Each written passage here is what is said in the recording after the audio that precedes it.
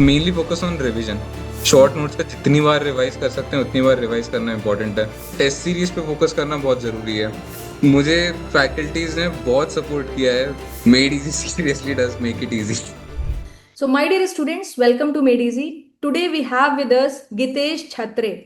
So, first of all, Gitesh, many congratulations for the selection in ONGC. Thank you so much ma'am. So friends, मैं आपको बताना चाहूंगी कि गितेश ने ONGC 2025 clear करा है। इसी के साथ साथ गितेश ने GATE 2025 all India rank mechanical में 115 थी। GATE XE 2025 all India rank 57। इसी के साथ साथ जो गितेश हैं वो मेडिजी के क्लासरूम स्टूडेंट हैं। भोपाल सेंटर में इन्होंने ईएससी एंड गेट का कोर्स कंप्लीट किया था। एंड बीटेक जो गितेश ने किया है वो किया है एनआईटी भोपाल से। सो इतने सारे सिलेक्शन हैं। एक्सी में भी आप अच्छी रैंक लेके आए, गेट में भी आप अच्छी रैंक लेके आए। ओएनजीसी का सिलेक्शन आपका कैसे हुआ था, थ्रू गेट और through CBT? Ma'am through CBT था।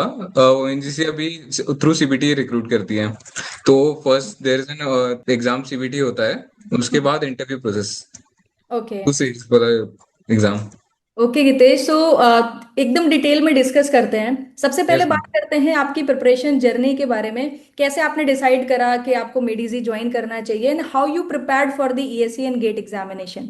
मैम एक्चुअली मेरा हमेशा से था कि मुझे मैकेनिकल डोमेन में ही जाना हम्म। है। एंड सबसे बेस्ट मेरे ख्याल से कोचिंग जो मुझे मिल रही थी, and being in Bhopal and मेरा कॉलेज भी भोपाल में ही था, हम्म। तो सबसे बेस्ट ऑप्शन फॉर मी, और मैंने नाम भी सिर्फ मेडिसी का ही सुना था ओके। इस पूरे इसमें तो।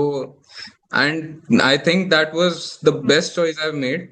मुझे फैकल्टीज ने बहुत सपोर्ट किया है all throughout the journey. मेरे पेरेंट्स का बहुत सपोर्ट रहा, फ्रेंड्स का सपोर्ट रहा, and made easy seriously does make it easy. Okay. And ma'am हाँ। प्रिपरेशन स्ट्रेटजी के बारे में भी थोड़ा बताइएगा कि कैसे आपने मेडिजी की क्लासेस के साथ सेल्फ स्टडी के साथ गेट एग्जाम क्रैक किया? मैम एक्चुअली ऐसा होता था कि मैंने कॉलेज अटेंड करता था 9 to 5, and then I use to attend coaching from 6 to 9:30। Okay. तो मतलब सेल्फ स्टडी का टाइम मैम उतना ही मिलता था जितना कि अगर कॉलेज में हम्म। क्लास के बीच में अगर मैं पढ़ता था, हम्म। और बाकी कॉलेज से ऑफ लेके। हम्म। एंड बस सबसे ज्यादा इम्पोर्टेंट मुझे मैम यही लगता था कि कंसिस्टेंसी सबसे ज्यादा इम्पोर्टेंट है इसमें। हम्म। क्योंकि एक बात क्लियर हो गई थी कि अगर जितना सर ने भी बोल दिया है उतना भी कर लिया तो हम्म। भी बहुत है। हम्म। क्लास के नोट्स के अलावा और कुछ करने की ज्यादा जरूरत नहीं पड़ती, अपनी बस सेल्फ स्टडी और पीवाईक्यूज लगा के hmm. It is able to clear that exam. Okay, so I think जो बहुत सारे स्टूडेंट्स हैं ना, कॉलेज गोइंग हैं या वर्किंग हैं, उनकी हमेशा शिकायतें रहती है कि टाइम नहीं मिलता है। हम कैसे प्रिपेयर करें, प्रिपरेशन का कोई भी स्कोप दिख नहीं रहा है हमारी जर्नी में। So Gitesh is one of the example, क्योंकि इन्होंने कॉलेज के साथ गेट एग्जाम की तैयारी करी। 9 to 5 कॉलेज करना, फिर उसके बाद 5 to 9 आप मेडिजी की क्लासेस करते हो, तो शेड्यूल ऑलरेडी यस बहुत मैम। हेक्टिक है। उसमें इतनी अच्छी रैंक लेके आना, ओएनजीसी का सीबीटी क्लियर करना, I think it's very commendable and appreciated from entire Medici side and my side. Thank So you so much ma'am. Hitesh, कैसे रिवीजन एंड प्रैक्टिस कैसे मैनेज किया आपने? क्लासेस तो चलो मेडिजी में हो जाती थी, जो टॉपिक है और फंडामेंटल क्लैरिफिकेशन है उसका तो आई थिंक सारी चीजें मेडिजी टेक केयर कर लेती। क्लियर कर देते हैं इसमें। Revision and practice is one of the thing जो स्टूडेंट को अपने एंड से साथ में करना रहता है। उसको किस तरीके से बैलेंस करते थे? मैम प्रैक्टिस का मेरा ऐसा रहता था, बिकॉज अगर गेट एग्जाम की बात करें या कोई भी कॉम्पिटेटिव एग्जाम की बात करें, तो उसमें एप्टीट्यूड और मैथ्स का थोड़ा पोर्शन ज्यादा ही रहता है। हम्म। तो I made it a habit कि सर ने एक सजेशन दिया था इसका, कि हर दिन के 10 questions for aptitude and 10 questions for maths. तो ओके। वो मतलब मेरा हर दिन होता ही था कंसिस्टेंटली। एंड जो भी टॉपिक फिर अभी क्लास में चल रहा है उसका रिवीजन, उसके साथ में उसका पूरा रिवीजन, और जितने भी क्वेश्चन सर ने बोले हैं हम्म। उसका पूरा करना, एंड नोट्स को एक बार रिविजिट करना।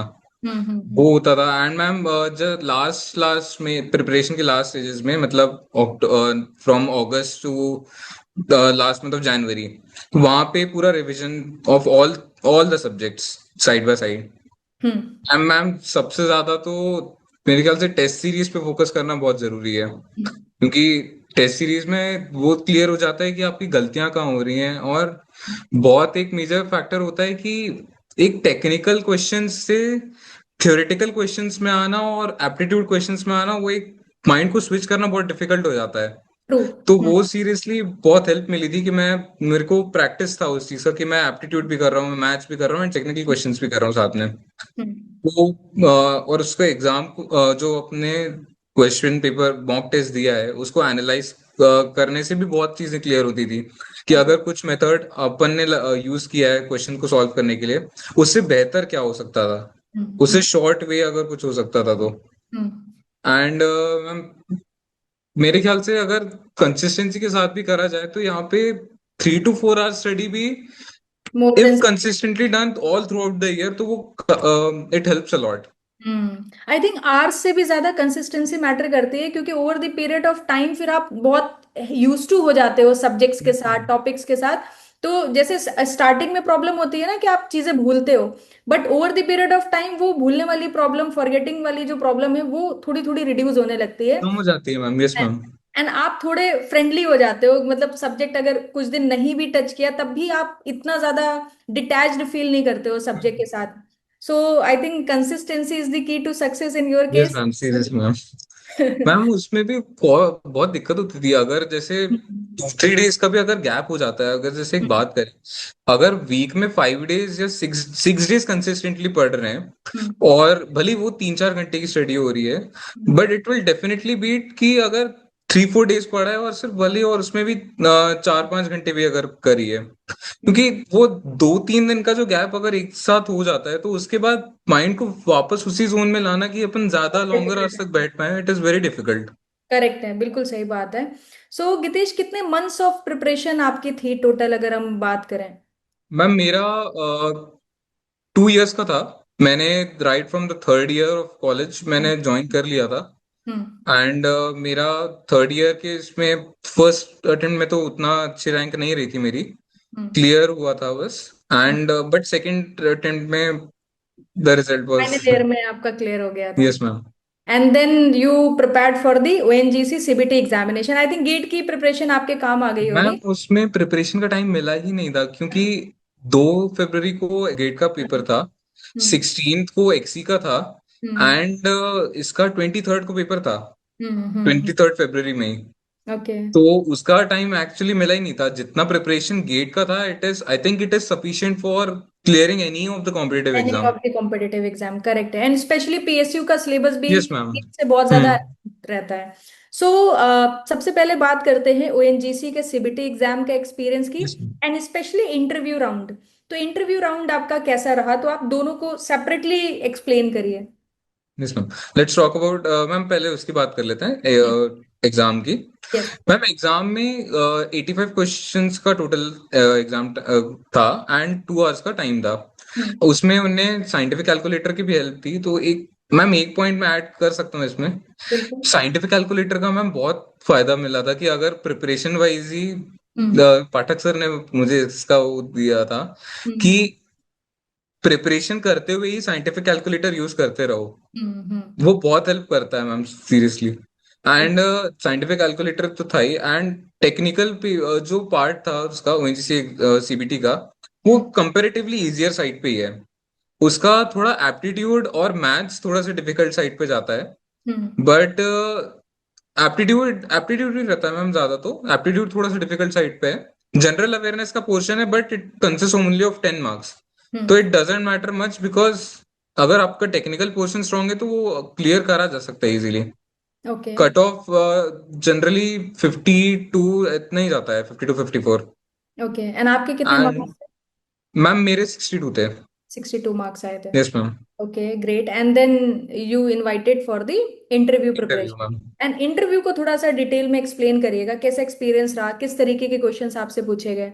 मैम इंटरव्यू वाज अबाउट, मतलब उनने शुरुआत में उनके डोमेन बेसिस पे क्वेश्चंस पूछे, हम्म। कि क्वेश्चंस वर अराउंड कि which kind of pumps are used in a drilling rig, क्या कौन से पंप्स होते हैं, उनका वर्किंग प्रिंसिपल क्या होता है, कौन कौन से टाइप्स के पंप्स होते हैं, उन्हें वो सब पूछा। एंड मैम मेजरली मेरा जो इंटरव्यू था, that was around my major project. Hmm. Okay. My major project was wireless CV charging. तो हम्म। उसी के बारे में उनने पूरा क्वेश्चंस पूछे थे मुझसे कि इसको क्या एप्लीकेशन कर सकते हैं, कहाँ पे इंडिया में ये कैसे अप्लाई हो सकता है, कहाँ हम्म। यूज किया जा सकता है, उसका प्रिंसिपल क्या है। उन्हें बहुत उसमें डीप में जाके क्वेश्चंस पूछे थे, एंड क्वेश्चंस पर लाइक जो इसमें मुझे खुद वहां पे सोच के आंसर करना पड़े। Okay, so like it was more towards the project, BTech project जो यस आप। मैम, बीटेक प्रोजेक्ट पे था। ओके, सो इंटरव्यू कितने मिनट्स आपका चला? Ma'am interview went for around half an hour. Okay, that's half an hour का interview था ma'am. Good. And finally you got your call letter. Yes So, like as you told me, like you are going to complete 1 year. Yes ma'am. I think next month you are going to complete your 1 year. Next or next to हाँ next month. Ma'am, अभी next next month में हो ही जाएगा 1 year. So almost 1 year हो गए हैं आपको NGC में काम करते हुए। कैसा एक्सपीरियंस है, कंपनी एक्सपीरियंस कैसा रहा, क्या क्या फैसिलिटीज ओएनजीसी के एंड से आपको मिलती हैं? मैम फैसिलिटीज वाइज अगर बात करें तो ओएनजीसी का अभी बेसिक पे सबसे हाई है। हम्म। एंड पोस्टिंग्स थोड़ी सी इनकी रिमोट लोकेशंस में भी हो जाती हैं। अभी I am currently posted in ONGC Cambay. Hmm. मैं एक्चुअली अभी वडोदरा में रहता हूँ, पास में drilling I am posted at drilling rig. Hmm. Postings भले ऐसी हैं लेकिन वर्क कल्चर अच्छा है। Okay. Work culture is very helpful, and hmm. बहुत अपॉर्चुनिटी है मैम सीखने के लिए। अगर किसी को मैकेनिकल डोमेन में भी अगर कुछ सीखना हम्म। है तो वो एक ड्रिलिंग रिग में बहुत कुछ सीख सकता है। ओके। एप्लीकेशंस बहुत हैं, बहुत सारे इक्विपमेंट्स, आप इतनी सारी मशीनरी देख के एक वो अंदर का इंजीनियर जा रहता आ है तो जाता वो है। नहीं, ये इससे अच्छी बात क्या हो सकती है कि आप मैकेनिकल इंजीनियर हो और आप वो पार्ट को यूटिलाइज कर पा रहे हो यस अपनी मैम। अपनी जॉब में ना। अदरवाइज क्या होता है कि आपने एक सर्टेन ब्रांच से बीटेक किया है बट आप कुछ और ही कर रहे हो और आपका जो 4 साल का जो नॉलेज है वो आप यूटिलाइज ही नहीं कर पा रहे हो। Yes ma'am. तो अगर कोई बहुत विलिंग है उस एप्लीकेशन पार्ट को सीखने के लिए, करने के लिए, तो इससे बेटर ऑप्शन तो आई डोंट थिंक सो कुछ भी हो सकता है।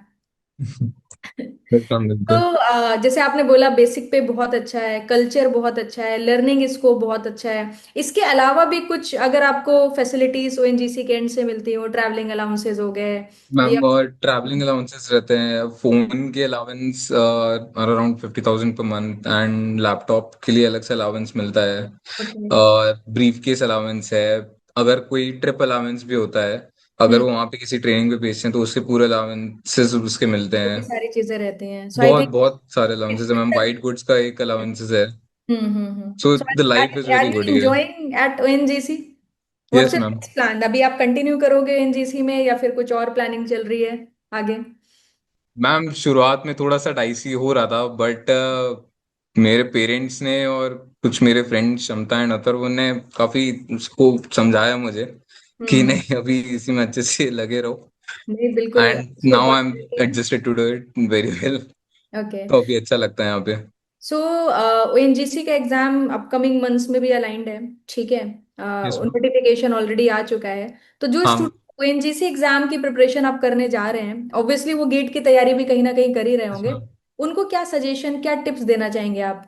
मैम जस्ट अभी क्योंकि टाइम भी कम ही बचा है एग्जाम को भी, तो हम्म।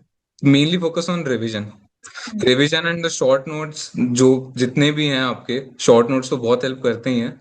शॉर्ट नोट्स का जितनी बार रिवाइज कर सकते हैं उतनी बार रिवाइज करना इंपॉर्टेंट है। हम्म। एंड शॉर्ट नोट्स के साथ साथ जो भी थियोरेटिकल क्वेश्चंस भी होते हैं। एंड वन थिंग जो मुझे बहुत हेल्प करी थी एक्चुअली, एक बैच भी चलता है मैम इसका, हम्म।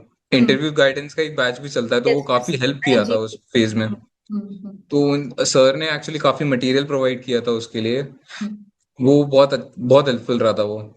Okay, so your suggestion is to enroll into the IGP program जो वो पीएसयूज काफी अच्छा था मैम, हाँ ले काफी रहे हेल्पफुल था वो। एंड मैम रिवीजन पे फोकस करना है, एंड क्लास नोट्स जितने भी हैं उसको एक बार थरोली रीड जितनी बार भी हो सके, थ्री हैं। टू फाइव टाइम्स कवर हो कर लेना चाहिए मेरे हिसाब से।